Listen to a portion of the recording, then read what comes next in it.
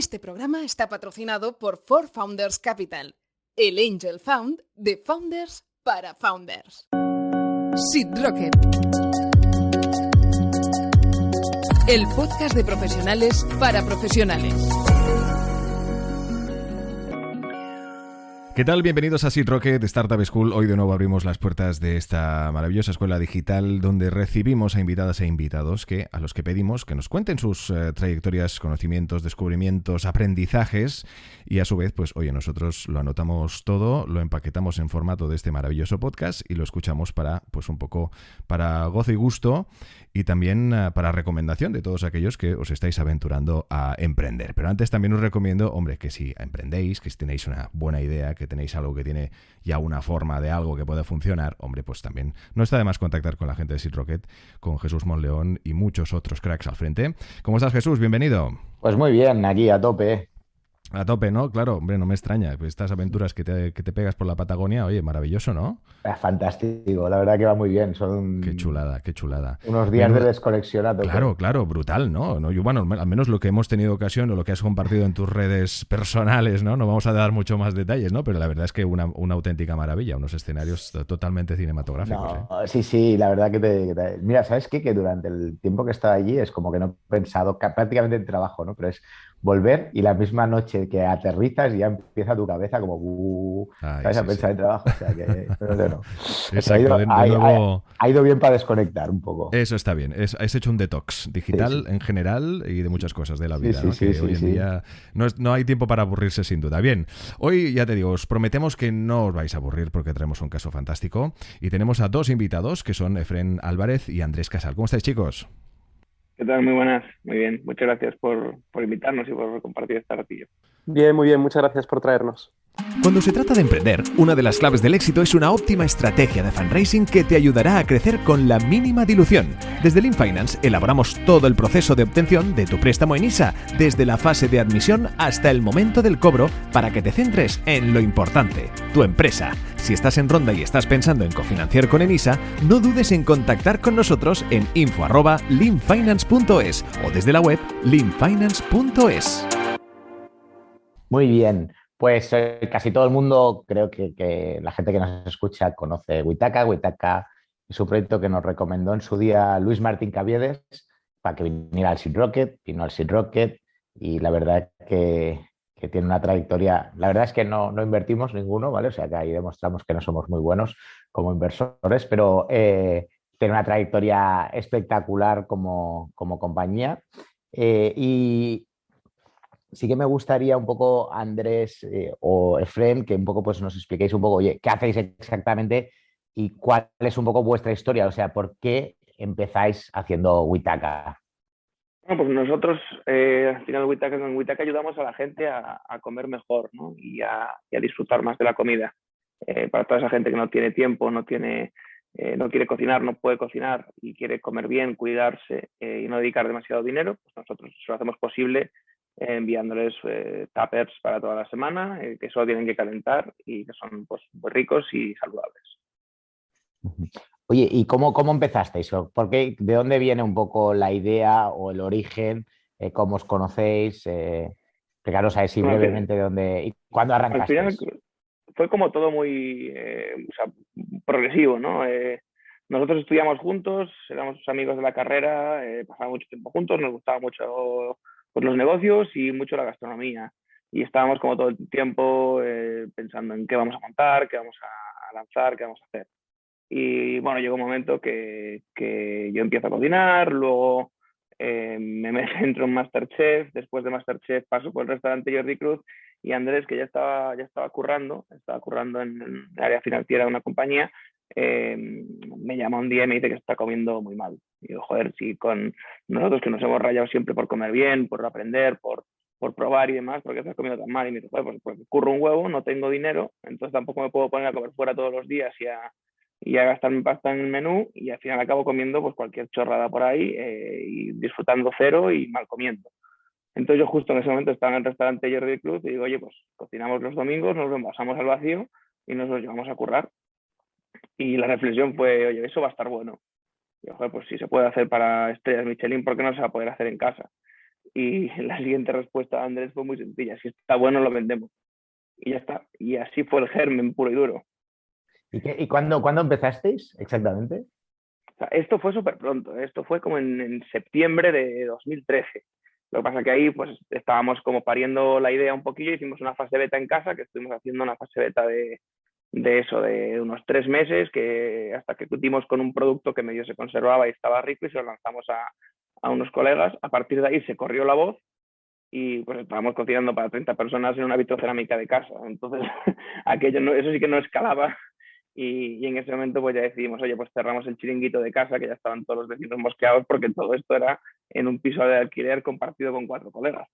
Y justo dijimos, venga, pues cerramos el chiringuito de casa, lo montamos bien, pedimos un poco de pasta en casa a nuestros padres y abrimos el primer obrador en enero de 2015. Oye, y para el primer obrador entiendo que sí que se requiere una cierta inversión, ¿no? Pues mira, yo creo que podemos ser transparentes. Invertimos unos 35.000, 34.000 euros en hacerlo todo, en tenerlo listo para abrir y en la caja para la primera compra de comida. Y el día que abrimos con la primera compra de comida estábamos a cero en caja esperando hacer las ventas. Oye, y en esa historia, ¿cuándo entra Caviedes? ¿Y, Pues y, mira, por- y estuvimos... cómo, y cómo le Sí. vais a buscar? O sea, ¿cómo le vais a buscar? O sea, y por qué entra, ¿no? Porque, por Pues curiosidad, vamos. estuvimos en 1 año y 2 meses haciendo todo nosotros. Todo es toda la operación, toda la fabricación de toda la comida, entregarla en casa de la gente, lo poco que hacíamos de marketing, de fotografía, de contabilidad, de financieros, o sea, todo lo hacíamos nosotros durante 1 año y pico. Ahí conseguimos meterlo en rentabilidad, y bueno, rentabilidad teórica, pero bueno, suficiente para sostener la estructura, y fue el momento en el que dijimos, oye, esto no puede seguir así, esto está muy bien, pero hay que escalar esto. En ese momento no sabíamos ni el término escalar, yo creo. Hay que crecer, hay que hacer esto más grande y hay que dejar de estar haciendo esto en el día a día y buscar lo que tenemos que hacer para crecerlo. Y ahí decidisteis contratar con Caviedes. Caviedes invirtió, ¿no? Nos recomendó vuestro proyecto al Seed Rocket. Y una de las cosas que a mí, que vino al Seed Rocket, y una de las cosas que a nosotros nos encantaba el proyecto, la verdad, y el equipo, pero, sin embargo, pues hubo como una discusión interna, ¿no? De, oye, ¿esto es una empresa tecnológica o es una empresa que es de cocinas, ¿no? O de que tiene que escalar la cocina, ¿no? Y la pregunta que yo os quería hacer es, ¿os consideráis una empresa tecnológica? ¿Creéis que si no eres una empresa puramente, yo qué sé, tecnológica 100% porque tenéis operaciones relevantes, es más difícil escalar? O sea, ¿qué opinión tenéis ahí? Bueno, somos un híbrido, ¿no? Al final sí que es cierto que lo que vendemos son átomos y no bits, o bueno, todavía son muchos átomos y pocos bits. Pero bueno, es cierto que la parte comercial pues la haces todo online, ¿no? No necesitas tiendas, entonces en ese sentido es como totalmente escalable. Pero bueno, luego tienes la parte del servicio, que es algo físico. Entonces, bueno, realmente no, o sea, tampoco no, como que pensamos en si somos una empresa tech o somos una empresa más física. Pero bueno, a nivel de ingresos, pues se puede ahora mismo asemejar, bueno, siempre en realidad, ¿no? Pero se puede asemejar como a un SaaS o a una suscripción con unos márgenes diferentes. Pero bueno, al final nosotros cuando captamos un cliente, pues tenemos mucha certeza sobre cómo va repitiendo ese cliente. Además, ahora, bueno, pues hace unos meses lanzamos un modelo de suscripción y la mayor parte de nuestros clientes ya son suscriptores. Entonces, pues realmente eso, a nivel de ingresos y de lifetime value sobre CAC y demás, pues es muy parecido a lo que sería un SaaS con un margen distinto, pero bueno, también para ser un B2C, con una cesta bastante alta. Oye, ¿y cómo, o sea, bueno, antes de continuar, os quiero preguntar los principales datos de magnitud, si los podéis compartir, no sé, si es facturación, si es empleados, si es número de menús que servís al mes, pegaros así como 4 grandes datos de la compañía y así, para situar sobre todo a la audiencia de que en estos 2015 que arrancáis formalmente al 2021, estos 6 años que habéis conseguido. Pues bueno, este año facturaremos 10 millones de euros. Somos como 70 personas en el equipo. Y bueno, comidas, estamos sirviendo pues unas 35.000, 40.000 comidas a la semana. Y bueno, No está, eso. no está nada mal, no está nada mal, 40.000 platos aquí a la semana. Oye, ¿y cómo se escala una cocina? Porque entiendo que una cosa es cuando arrancasteis, ¿no? Y tú explicas muy bien, ¿no? Pues Efren, oye, arrancáis haciéndolo desde casa, pero ¿cómo vais escalando? ¿Cuál es el proceso paulatino en estos 6 años? Porque no debe ser nada trivial, ¿no? Escalar una cocina, una fábrica, unos procesos. Explicarnos ahí un poco cuál ha sido la historia. O la La verdad es historia o que, los hombre, secretos, vamos. fue bastante jodido, ¿verdad? No nos vamos a engañar. Al final, pues de primeras haces todo como lo harías en tu casa, luego como que vas avanzando a cómo se haría en un restaurante, pero hubo un momento, pues justo el año después de cerrar esa ronda con Caviedes y de crecer fuerte, que hicimos un por 7 en ventas, entonces ahí todo cambió. O sea, todo cambió, pues que llega un momento en el que pues, pasamos de hacer eso, 15.000, 17.000 al mes a hacer 100.000 euros al mes y de repente pues las unidades de cada plato que se tenía en carta eran pues 500 en vez de 100 o 800 en vez de 100 y eso cambió radicalmente porque el producto estaba roto. Llega un momento en el que nos damos cuenta de que empieza a bajar un poco la valoración del servicio y que es porque el producto está roto y es hiper inconsistente. Había unos platos que estaban bien, otros que estaban mal dentro del mismo plato, el mismo día, a la misma hora, ¿no? Y ahí tuvimos que romperlo todo y tirarlo abajo y hacerlo desde nuevo con las restricciones que teníamos buscando los nuevos objetivos, ¿no? Al final, nosotros tenemos una parte en común con la industria por el tamaño de la producción y por la sistematización, pero tenemos una parte no en común con la industria y es que la industria pues hace una línea y optimiza esa línea con un producto. Es decir, oye, tú haces canelones y haces canelones durante 2 días seguidos en la misma máquina, con la misma materia prima, con el mismo producto y haces canelones todas las semanas durante 2 días. Eso pues hoy es predecible, es optimizable y se puede gestionar. Nosotros tenemos pues, 40 platos distintos cada semana y cambiamos la carta todas las semanas. Entonces, esa optimización de una industria tradicional no la podíamos hacer, pero necesitábamos hacer algo, ¿no? Entonces, bueno, hay un momento que, bueno, justo se nos saturó el local anterior y montamos la nave en la que estamos ahora. Y ahí nos mudamos en enero de 2018 y ahí, pues bueno, hicimos un poco una reflexión de qué podemos hacer para estructurar esto más, para conseguir que el producto sea consistente, es decir, que sea siempre igual, que todos los tapes sean uno igual al anterior. Y es eso, escalarlo y optimizarlo, ¿no? Y ahí reflexionamos sobre la comida y sobre las partes que tiene un plato en común, o sea, todos los platos en común. Y dijimos, oye, hay un montón de partes que son comunes a varios platos, y aunque no repitamos muchas unidades de un mismo plato, como puede hacer una fábrica de canelones, sí que repetimos muchos kilos de esas partes que son comunes, ¿no? Pues pensar en un sofrito, en un caldo, en una salsa de tomate, en una bechamel, bueno, todo ese tipo de cosas. Entonces, esa fue una reflexión, es decir, vale, no me puedo estocar porque además no tenemos stock. Nosotros compramos, fabricamos, sacamos todo en la misma semana y no tenemos stock.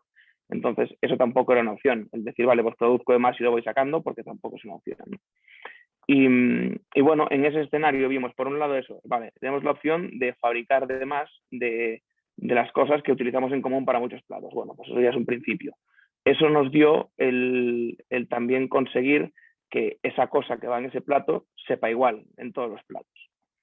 Y luego lo que hicimos fue una sistematización y pues como parametrización de todos los procesos que intervienen en la cocina, que son una locura, que pueden ser, no sé, 3.000, una cosa así, ¿no? De coger, te hablo de decir, vale, pues oye, cortar las puntas de un calabacín, tiempo dedicado y merma asociada, ¿vale? Esto es un ejemplo de operación, ¿no?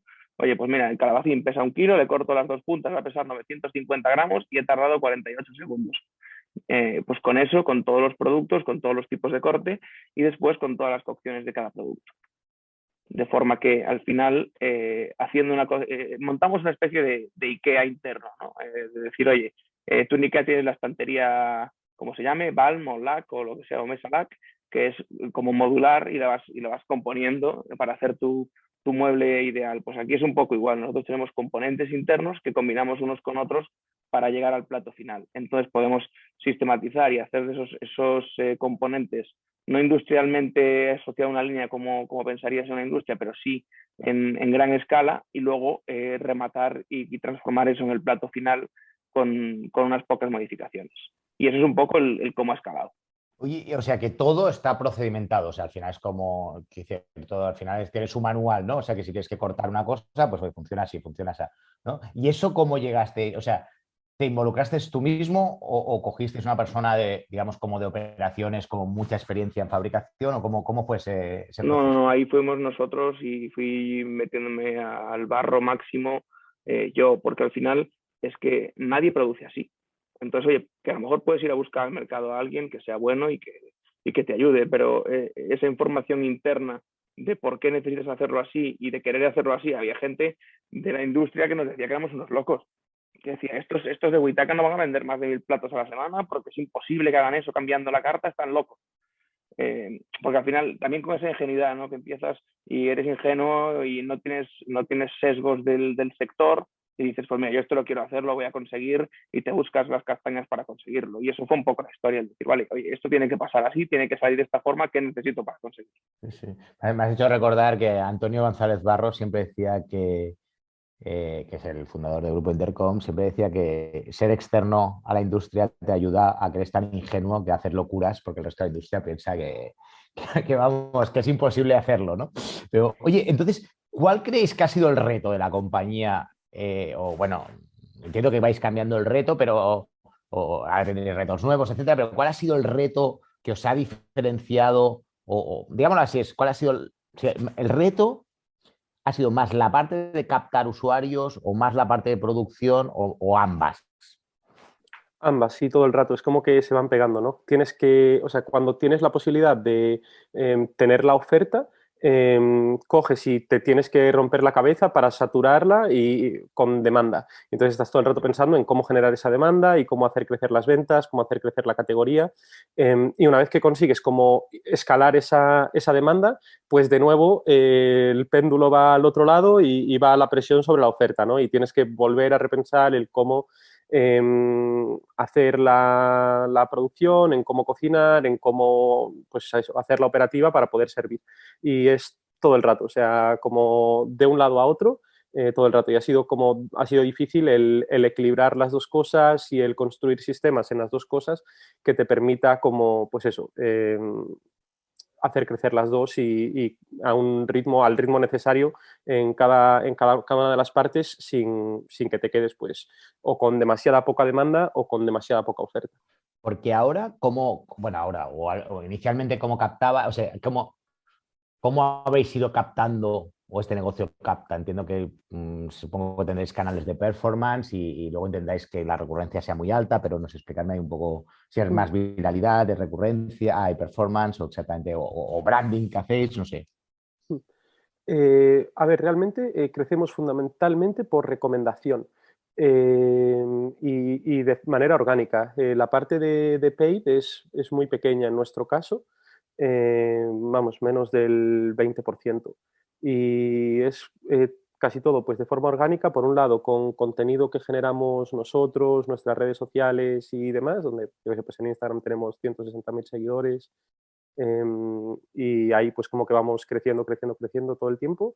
Después con recomendaciones de Member Get Member, nuestros clientes como están contentos con el producto, realmente es bastante impresionante cuando a un cliente le llegan platos a su casa a la hora a la que le hemos dicho que le van a llegar por 6 euros cada plato y le dedica 3 minutos en comérselo y está bueno, porque eso era algo como que a nosotros nos obsesionaba, está bueno y además es saludable y tú te lees los ingredientes y ves que son ingredientes como los que usas tú en tu casa, que no hay nada de tal, ni conservantes, nada, o sea, no añadimos nada con lo que no cocinas tú en tu casa, pues eso sorprende y entonces hace pues que la gente lo recomiende, hable de ello y eso lo hemos como incentivado más, forzado más con influencers. Al final llegó un momento en el que dijimos, joder, nosotros al final crecemos por recomendación, estamos creando una categoría, el educar al cliente o hacerte conocer entre una audiencia con un modelo de negocio nuevo, que no es que estés digitalizando algo que ya existía en el mundo offline, sino que estás creando una categoría nueva y en el mundo online y mezclando online con off. bueno, pues era difícil, ¿no? Y entonces veíamos como que el utilizar a personas en las que otras personas confiasen nos permitía como crecer y que la gente pues lo probase y demás. Y llegó un momento, pues eso, que empezamos a utilizar influencers y la verdad es que los influencers también nos han funcionado muy bien. Muy bien. Oye, y porque yo me recuerdo en el momento en que, pues, que estabais arrancando, que hubo como un hype, no sé si hype o como que había muchas startups haciendo en mercados extranjeros, especialmente algo similar en Estados Unidos, y luego se han ido saliendo noticias de que han ido cerrando algunas de ellas. ¿Qué habéis hecho diferente vosotros para, o qué hicieron mal a ellos o qué habéis hecho vosotros bien? O sea, ¿cuál ha sido la diferencia entre los players que, no, perdonad, a lo mejor me he equivocado y no fueron cerrando esos grandes players, pero, o grandes players, no, players que recibieron muchas cantidades de inversión, vamos. Aquí hay como dos diferencias, los que hacían on demand y los que no hacían on demand, los que te entregaban pues eso, comida para comer en ese momento versus los que no, te entregaban como nosotros, pues la comida en tuppers que luego tú guardas en la nevera y vas sacando a lo largo de toda la semana. Los que hacían on demand, realmente el negocio, o sea, nosotros al final estamos centrados en lo que se llama las low value meals, que son las comidas pues de entre semana, comidas cenas de entre semana, no el tema de, oye, pues quedo con mis amigos y voy a comer fuera o voy a cenar fuera, como esa parte más de ocio, nosotros no la tenemos, o sea, es más como pues eso, las comidas entre semana y ahí es importante o muy importante el precio al final. Tú quieres comer bien, a un precio razonable porque al final es tu comida del día a día, ¿no? No puedes estar todos los días comiendo en restaurantes. Por un lado, a nivel de salud pues es complicado, por otro lado, pues eso, a nivel de dinero pues te gastas bastante dinero, que era lo que me pasaba a mí, el problema que tenía cuando montamos esto. Y entonces todas las de on demand un poco descartadas por ahí, ¿no? Porque al final el hacer entregas on demand de comidas donde a la gente le importa mucho el dinero que paga, pues no hay margen para poder hacerlo. Y luego están las que hacen lo mismo que nosotros, que ahí pues hay una empresa en Estados Unidos que se llama Freshly, que se vendió o sea, pues eso, por 1.500 millones de dólares hace un año y pico. Y realmente lo ha petado, ¿no? Ha funcionado muy bien y es como con el mismo modelo que nosotros, aunque ellos pues no cambian los platos y demás, y ellos realmente lo han hecho bien. Sí que es cierto que, por ejemplo, en este modelo nosotros tenemos un montón de competidores en España que van saliendo y tal, pero es muy difícil o sea, el ser capaz de ofrecer esta experiencia, o sea, que la comida realmente siga estando buena, que sigas entregando bien, o sea, lo que es la operativa, y escalar las ventas. O sea, son como dos cosas que son muy difíciles. Al final estás creando una categoría tanto a nivel de oferta como a nivel de demanda. Y es complicado, o sea, sí, es difícil hacerlo.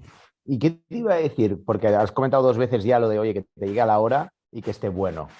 ¿Cómo veis que el producto es bueno? O sea, preguntáis, tenéis un equipo que testea, que validáis o cómo lo hacéis. Y luego sí que me gustaría que me expliquéis la logística también, cómo lo hacéis para que llegue a la hora que te toca.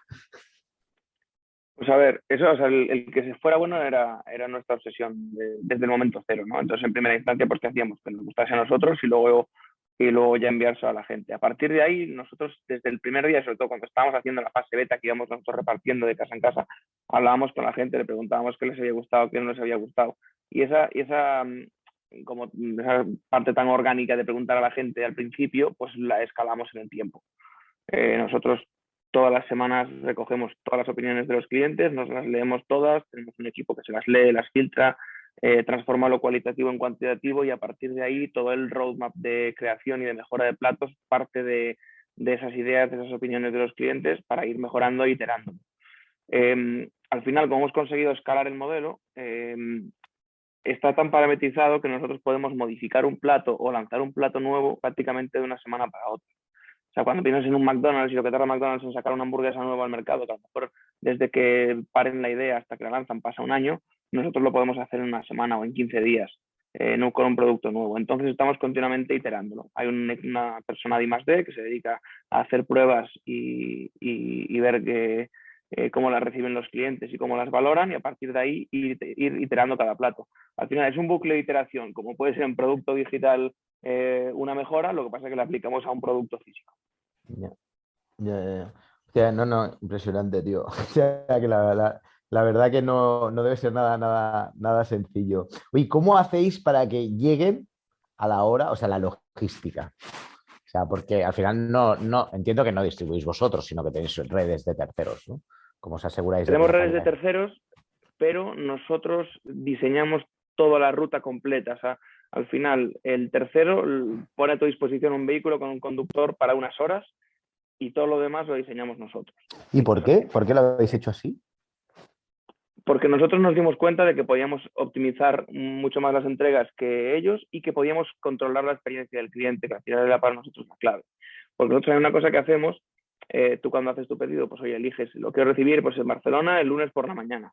Y nosotros, una vez que tenemos todos los pedidos de Barcelona, los configuramos, diseñamos las rutas de la manera más óptima, teniendo en cuenta todos los pedidos de Barcelona, no solo los que van dentro de un mismo camión. Y una vez que tenemos eso, le decimos al cliente, oye, te lo vamos a entregar entre las 9 y las 10:30. Damos eso, una hora y media de margen y acertamos más del 90 y 94, 95%, con más o menos 15 minutos. Entonces, cuando empezábamos a relacionarnos con repartidores, pues lo mismo, los usos del sector. Pues oye, esto está mal, esta ruta, porque tenemos que repartir por código postal. Pues no tenéis que repartir por código postal, lo que pasa es que no te has planteado otra cosa, ¿no? Entonces fue un poco oye, queremos dar esta experiencia, ¿qué tenemos que hacer para dar esta experiencia? Y al final nos dimos cuenta de que era importante, muy importante, que las rutas fueran nuestras para poder controlar en lo que va a pasar. Que era muy importante trabajar con compañías o con autónomos de tamaño medio o bajo para ser bastante importante para ellos en su estructura de revenue y que le dieran importancia a hacer las cosas bien y a partir de ahí pues ir escalándolo, ir tomando todas las semanas eso. Lo mismo, la opinión de los clientes respecto a los platos y respecto de la entrega. Entonces ya podemos atar el de este cliente es de Barcelona, lo repartimos el sábado, el lunes por la mañana en el camión de, yo qué sé, de quien sea, de esta empresa, ¿no? Y este camión iba con una hora de retraso y este señor nos ha valorado peor. Y ahí pues montas como toda la estructura que te permite tirarle de las orejas a la empresa de reparto, saber dónde estamos funcionando mejor, dónde estamos funcionando peor, a quién le ha llegado tarde, cuándo le ha llegado tarde y por qué, cuándo ha habido problemas y a partir de eso iterarlo. Porque vosotros producís siempre desde una cocina central, que entiendo que es Madrid, y de ahí repartís al resto de España, es así, ¿verdad? Sí, exactamente. O sea, nosotros producimos en Madrid. Una vez que está listo, tenemos dos modalidades, ¿no? El reparto donde tenemos nosotros consolidada la entrega o el resto de sitios en los que repartimos con servicio de mensajería en frío, véase un Segur Frío, ¿no? Cuando nosotros vemos que hay concentración de demanda en torno a una ciudad, a una zona con Segur Frío, cogemos, ponemos nuestro sistema, que ahora te cuento, y bajamos el coste de envío para que crezca. Y generalmente pues dobla ventas esa zona bastante rápido, ¿no? Porque el coste de envío con Segur Frío es muy caro. Entonces, la otra versión es, nosotros cogemos espacio de un camión que va a un destino, a ese camión subimos un palet de pedidos, pues imagínate, van 40 pedidos en un palet. El palet va a destino y allí los repartidores que van a hacer la última milla cargan sus pedidos en sus furgonetas y los reparten. Bueno, muy bien. Oye, pero los van cambiando, ¿no? Entiendo que los usuarios, ahora sí que tenéis el sistema de recurrencia, ¿no? Perdón, el sistema de recurrencia, el sistema de suscripción, pero la gente a lo mejor compra una semana, la semana siguiente no. O sea, no entiendo que sí que había altas y bajas paulatinas, ¿no? De clientes. Sí, pero era bastante homogéneo, sí, era muy estable o es muy estable. Bueno, antes los clientes que manteníamos activos, pre-modelo de suscripción, hacían un 33% de sus comidas calientes del mes con nosotros. Hacían, pues eso, una media de 2,4 pedidos al mes, un año más tarde de haber hecho su primer pedido. Antes como que iban haciendo más. Entonces, pues sí. O sea, queda bastante estable, por lo tanto, bastante predecible, también para las rutas, etcétera.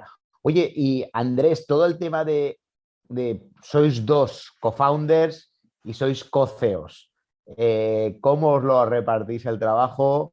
Genera, bueno, siempre los inversores, siempre hay gente que dice, oye, pues sí, otros que dicen que no. Hay grandes casos, ¿no? Desde desde Privalia a otras compañías que ha habido coceos, pero ¿cómo os lo gestionáis vosotros? ¿Y qué recomendáis al resto de gente también? Vamos, para que os ha ido bien, vamos. Yo creo que los dos ser conscientes de nuestras habilidades más fuertes, o sea, de la nuestra y de la de tu coceo, y a partir de ahí, como en función de esas habilidades, repartir áreas y que esas áreas, aunque la otra persona tenga como conocimiento todo el tiempo de lo que sucede también, como que sean responsabilidad de cada uno, que tengas independencia en la gestión de esa área y que como un poco pues dejar hacer, o sea, e informar al otro, pero bueno, cada uno dentro de su área como que toma sus decisiones. Y eso nos ha funcionado muy bien. Luego, nosotros somos amigos pues desde hace, no sé, 14 años.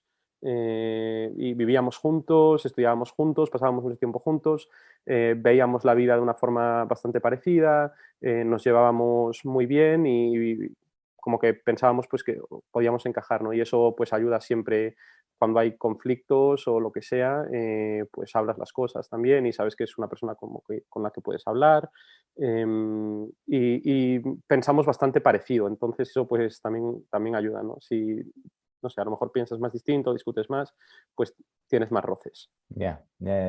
Oye, y que en toda esta historia de Withaka, de estos 6 años, ¿no? Que habéis pasado pues, de 0 a 10 millones a 70 personas, explicarnos cómo ha evolucionado el equipo o qué cosas habéis aprendido de gestión de equipo, ¿no? A la hora de, oye, a quién tienes que fichar, cómo tienes que fichar, para que la empresa pudiera escalar y seguir creciendo, sobre todo en dos áreas totalmente diferentes, que es la captación, comercialización, unit economics, ¿no? de la captación, y luego la otra, la de producción, ¿no? de todo esto. Pues hombre, eso también fue de los... Bueno, no teníamos ni idea, ¿no? Al final teníamos 24 años cuando empezamos, o 25, y no sabíamos nada. De primeras, pues hacíamos todo nosotros, y al final, pues fuimos de primeras soltando aquello en lo que creíamos que aportábamos menos valor, y que podía hacer alguien mientras nosotros aportásemos valor en otra cosa. Es decir, pues, lo primero que hicimos, pues vale, vamos a traer un jefe de cocina, ¿no? Y a partir de ahí, pues vas creciendo en ese sentido. ¿De qué no sabemos? Pues mira, no sabemos de tecnología, pues vamos a meter a alguien de tecnología. ¿De qué no sabemos? No sabemos nada de pintar y de bonito las cosas. Pues vamos a traer a alguien de eso. Esos fueron como los primeros compases una vez que levantamos el dinero. Uno de los grandes problemas era que no entendíamos el personal operativo. Eso nos costó bastante, ¿no?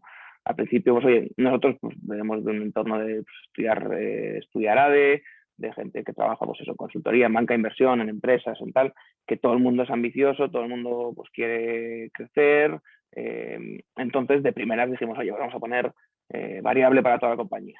El mismo, da igual que seas el que está racionando los tuppers, a que seas el CFO, todos vamos a tener el mismo porcentaje variable. Y eso fue probablemente de las peores decisiones de la historia, porque nadie entendía eso.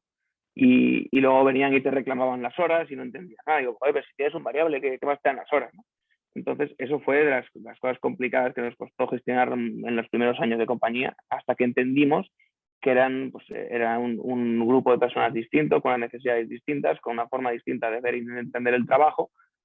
Y a partir de ahí, pues nosotros nos centramos en que su forma de compensación y su estructura de horario y todo fuese acorde a sus necesidades. A partir de ahí, pues eso dejó de ser tanto un problema y pudimos pasar a la siguiente parte, que era cómo escalar los equipos de gente pues, más cualificada. Sí, ahí pues como así consejos o cosas que hayamos aprendido, contratar a gente buena. Es muchísimo mejor contratar a una persona buena que a 3 personas que más o menos, aunque la persona buena cobre como las otras 3. Eso nos ha ayudado mucho y después creo que otra de las cosas que hemos aprendido es que hay habilidades distintas para cada etapa del negocio y que lo normal es que si vas creciendo bastante, que las personas que te han traído hasta aquí, pues a lo mejor no valen para llegar al siguiente lugar al que tú quieres llegar, ¿no? Y que cierta rotación o ciertos cambios pues no son negativos, son positivos, y como que luego las habilidades que tienes que buscar en ese rol es distinto del rol que tenías hasta aquí. Esto no es como para el 100% de los puestos, hay puestos en los que quizás como el conocimiento de la empresa es más importante a lo mejor que no sé, las habilidades en sí como en ese área, pero bueno, creo que es un consejo también que a nosotros como que nos ayudó a darnos cuenta, o sea, nos ayudó a sí, pues darnos cuenta y no frustrarnos de pedirle a personas que una vez que te habían traído hasta un lugar que te llevasen al siguiente, sino, oye, pues mira, ha sido una etapa, esto ha estado muy bien y ahora quizás necesitamos otra cosa. Y muchas veces incluso las propias personas se dan cuenta y son ellos los que como que acaban las etapas. Ya, ya, ya. Bueno, eso es, la verdad es que es difícil, ¿no? No gestionar cuando empieza uno, cuando acaba el otro, cómo gestionar esos relevos, ¿no? Que nos pasa un poco a todos, ¿no? De cómo gestionar el relevo de una persona a otra, que la verdad es que te ha ayudado muchísimo en una determinada etapa, a lo mejor le has puesto un cargo, ¿no? Y luego tienes que poner la otra con el mismo cargo, ¿no? Y eso se complica un poco, pero bueno. Eh, os iba a preguntar, a nivel de inversión, ¿cómo ha evolucionado, o no sé si lo podéis comentar, qué tipo de inversor tenéis o cómo ha evolucionado las rondas o inversiones que habéis realizado?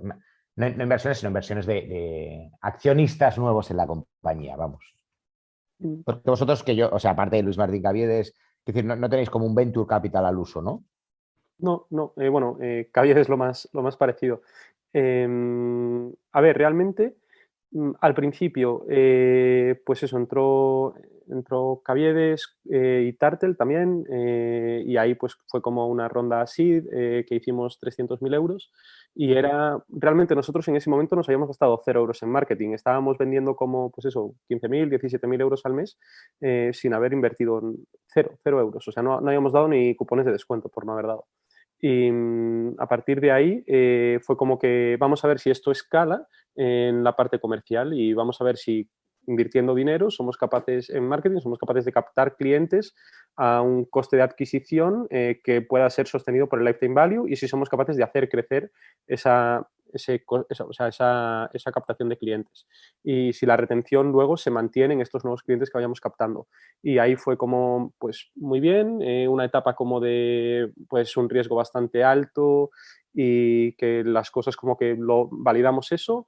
Después cerramos una siguiente ronda, esto fue en septiembre de 2016. Cerramos la siguiente ronda en julio de 2017 por esta etapa, ¿no? que Fren comentaba que crecimos tan rápido, y cerramos 1.050.000. Que destinamos una parte muy importante a escalar la operativa. Ahí lo que comentaba Efren, como que el producto estaba roto, que no éramos demasiado consistentes, pues esto era algo que a nosotros nos obsesionaba y entonces pues montamos una cocina como ya lo grande y tal porque habíamos validado el mercado. Y lo siguiente era como pues ver si éramos capaces de hacerlo crecer muchísimo más.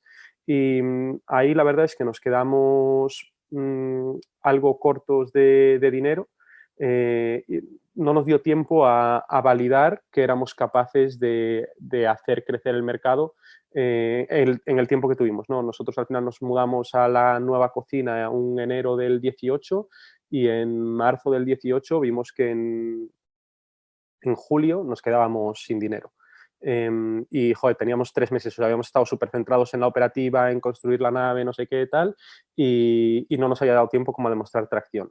Y ahí, pues evidentemente no teníamos opción a conseguir financiación extra y de Venture Capital, y ahí conseguimos cerrar financiación bancaria para poder demostrar ese crecimiento. Cerramos financiación bancaria y demostramos ese crecimiento. Multiplicamos las ventas como por 2 en el 2018 con respecto al año anterior y de nuevo otro por 2 en el 2019, o por 1,8.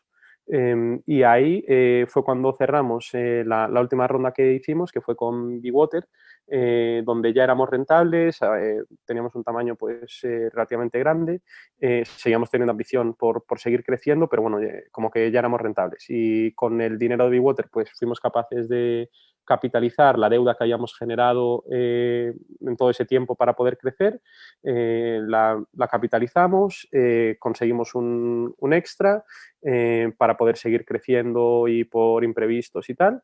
Y bueno, hasta aquí. Ahora pues eso, somos rentables y con la misma ambición de doblar ventas cada año, o por lo menos doblar ventas cada año. Y hasta ahora creemos que vamos a ser capaces de hacerlo sin financiación extra.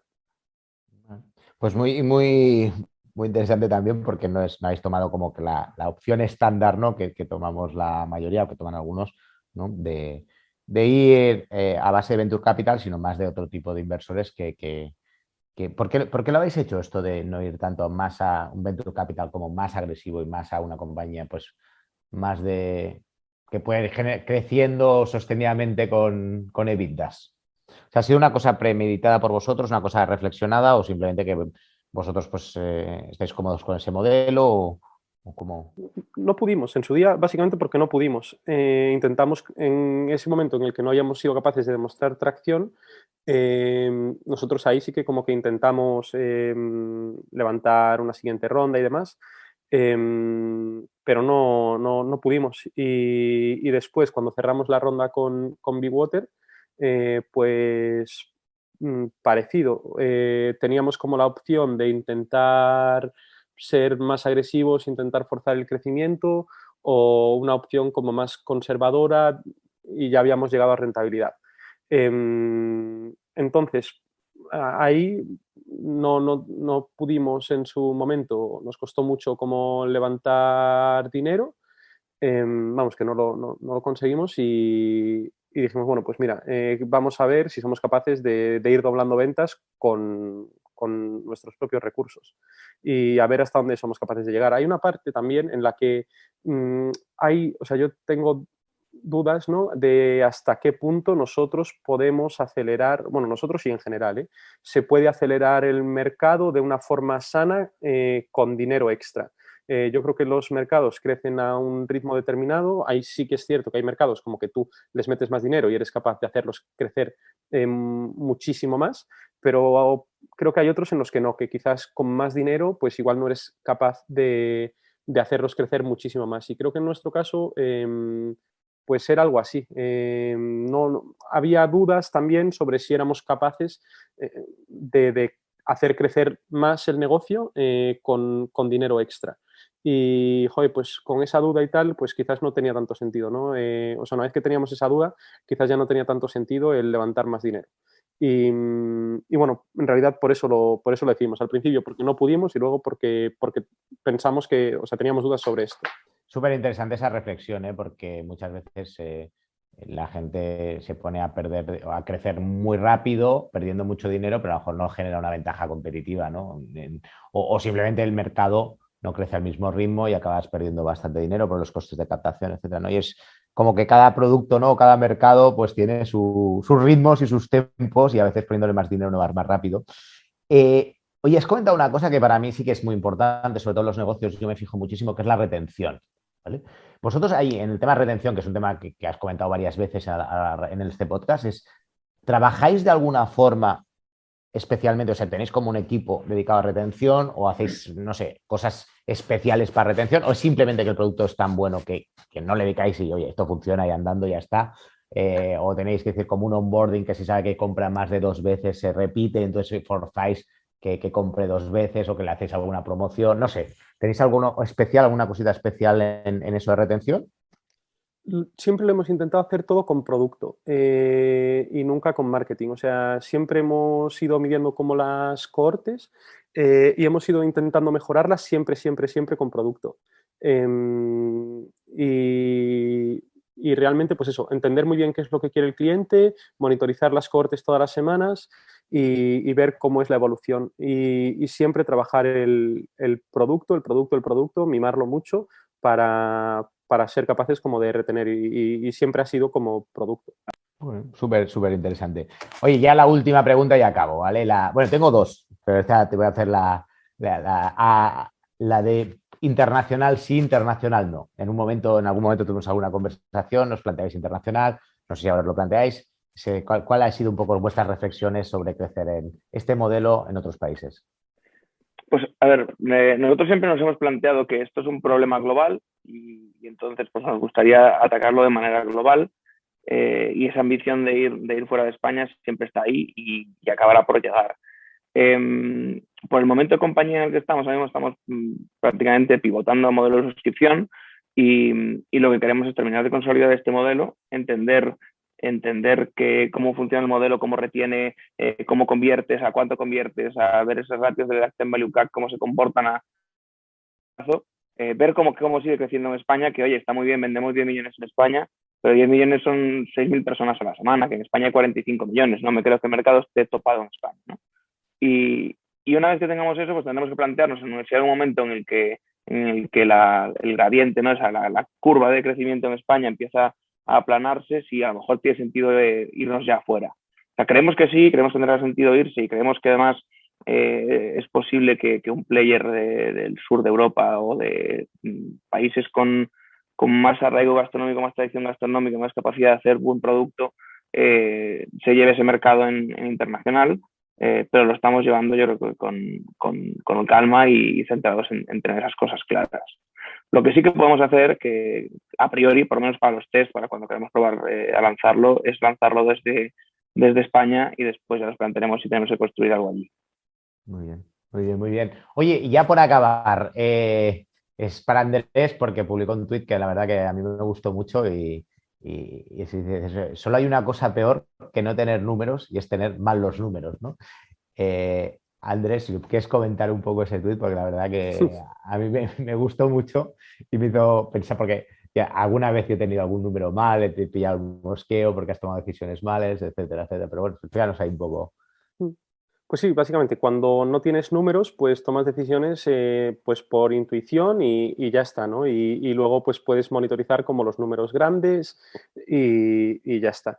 Pero una vez que tienes números, si esos números están mal y tú tomas una decisión como más centrada en lo que te están diciendo los números, pues es que te vas a equivocar. Entonces, con la intuición tú eres consciente de que tienes como esa probabilidad de fallo, quizás como que te lo replanteas más y tal. Pero una vez que tienes los números es como, vale, pues tenemos los números, ¿no? Y bueno, sí, sigues teniendo la parte de intuición, entonces te informas con los números y luego decides. Pero si los números dicen algo que está muy claro, pues vas con los números. ¿Hay días que has tenido dudas de que los números tuyos estén bien, estén mal? Sí, muchas veces.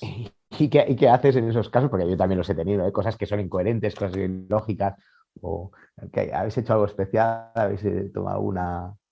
Sí, seguir investigando sobre esos números. En plan, es que esto a mí me suena raro, no me parece que esté bien. Pues vamos a ver cómo se construye, vamos a ver si hay como algún error en las como hipótesis que se han formulado o en cómo se ha extraído ese número o en lo que sea. Y hay pues eso muchísimo y yo qué sé, pues típico, ¿no? Que incluso te presentan algo y como con los números y tal y es un número como que no quizás a lo mejor pues no es el número que hay que mirar para la hipótesis que estás intentando descifrar, no sé, y de verdad, o sea, eso me mata. Cuando los números están mal, es como, joder, no sirve para nada y nos confunde muchísimo más que si no los tuviésemos. Yo siempre me acuerdo, tanto en Oferum como ahora en Trendier, preguntas, oye, ¿por qué no coges las ventas y las divides entre no sé qué? Y te preguntan, ¿qué ventas? Y yo, joder, ¿qué ventas? Con cancelaciones, sin cancelaciones, con IVA, sin IVA, con devoluciones, sin devoluciones. Es como que cada empresa tenemos, la nomenclatura ventas, hay como 4 o 5 tipos de ventas, ¿no? Y claro, en función de con qué datos los sacas, cómo los sacas, etcétera, te afectan. Oye, ha sido un placer teneros a vosotros aquí. El caso Witaka, la verdad es que es excepcional lo que habéis conseguido y me parece brutal, así que daros las gracias por venir y felicidades por el proyecto. No, muchas gracias a vosotros por traernos, por todo lo que hacéis en Seed Rocket, que la verdad es que nos encanta formar parte de ello. Y nada, gracias a vosotros. Eso, muchas gracias, que ha sido divertido. Be Startup, el servicio para jóvenes empresas innovadoras y tecnológicas del Banco Sabadell con Seed Rocket Startup School. Síguenos en Twitter, @SeedRocket, y si deseas más info, www.seedrocket.com.